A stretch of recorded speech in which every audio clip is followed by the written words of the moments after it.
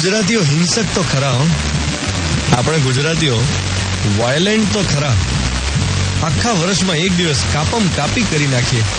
અલબત્ત પતંગની, પણ ઘણી બધી છુપાયેલી દબાયેલી હિંસાની મનોવૃત્તિઓ એક્સપ્રેસ થઈ જાય માત્ર પતંગ દ્વારા.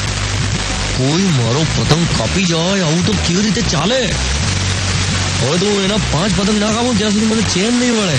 આવી ગાંઠ બાંધીને ચગાવે અને આમ કાપી જ નાખું બસ એ વૃત્તિથી ચગાવે. એટલે ઘણા વળી અંદરથી પોરસાતા હોય કે જો મારો પતંગ તો 2 કલાકથી ચગે છે, કોઈ કાપી શક્યું નથી. આસમાન સાફ કરી નાખ્યું છે મેં તો. ટચ કરવાની હિંમત નથી. જો જેટલા પણ લોકો આ રીતે બહુ ખુશ થતા હોય ને કે જુઓ કેવો જોરદાર ચગ્યો છે મારો પતંગ, છે કોઈની હિંમત એને ટચ પણ કરવાની? આજુબાજુ કોઈ ફરકી ના શકે એવો પતંગ છે મારો. આવા બધા લોકો એક વાત સમજવી જોઈએ કે કોઈ પણ પતંગ સતત ઉપર રહી શકતો નથી. કોઈ પણ પતંગ સતત ઉપર રહી જ શકતો નથી. એવું તો નથી થવાનું કે કોઈ પતંગ અમરપટ્ટો લખાવીને આવ્યો હોય, ઉપર ને ઉપર ચગ્યા જ કરે. એવું પોસિબલ જ નથી. દરેક પતંગને ક્યારેક તો નીચે આવવું જ પડે. હું જયારે નાનો હતો ત્યારે એક ઉત્તરાયણ મને બરાબર યાદ છે કે ઉત્તરાયણની સાંજે હું આકાશમાં જોઈ રહેલો અને ખૂબ ઊંચે પતંગો એકદમ ઝીણા દેખાતા હોય, એકદમ નાના. આમ તમારે આંખો ઝીણી કરીને જોવું પડે કે આ પતંગ છે કે નહીં, કે આપણને ભ્રમ થયો છે કે કેમ. અને એ વખતે મને પહેલી વાર આ વિચાર આવેલો કે આ પતંગ શું ઉપર જ જયા કરશે કે પછી ક્યારેક નીચે આવશે?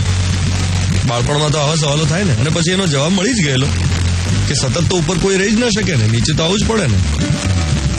કાં તો જાતે આવે કે કોઈ બીજો લઈ આવે, પવન જ પડી જાય.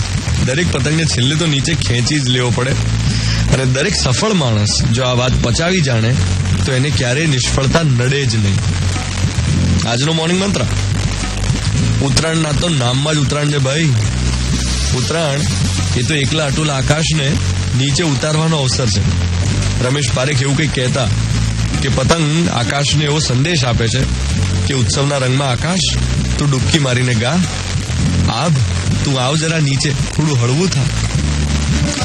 તો આ તહેવાર આપણે બધાએ સરસ રીતે ઉજવ્યો અને ખૂબ મજા પડી. અને આનંદ તો એ વાતનો છે કે ચાઇનીઝ તુક્કલો ના ઉડી. એટલે હવે થોડી ઘણી ઉડી તો એ બરાબર છે, બાકી નિયમ પાલન થયું એ વાતનો ખૂબ આનંદ છે. બાકી આપણા દેશમાં આ રીતે નિયમ પાલનો ક્યાં થતા હોય છે તહેવારના ટાઈમે? 7:15 થવાની છે. મિર્ચી 98.3